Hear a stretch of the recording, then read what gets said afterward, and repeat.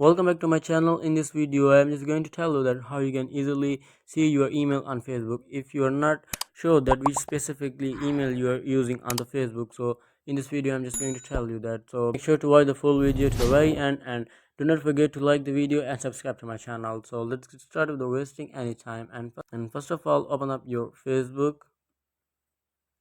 and then just go to the menu and click on this gear to open up settings and privacy and go to account center, and down below here you can see the option of personal details.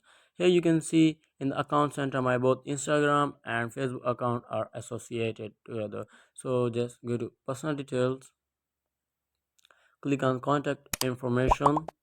Here it will show you your every single email and every single phone number which is associated with your Facebook, Instagram, or where you are associated.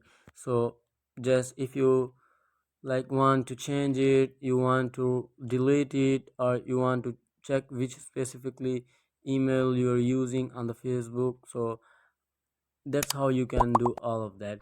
Thanks for watching the video, and please subscribe to my channel and like the video, and have any question just leave me a comment below. I will catch you in the next video.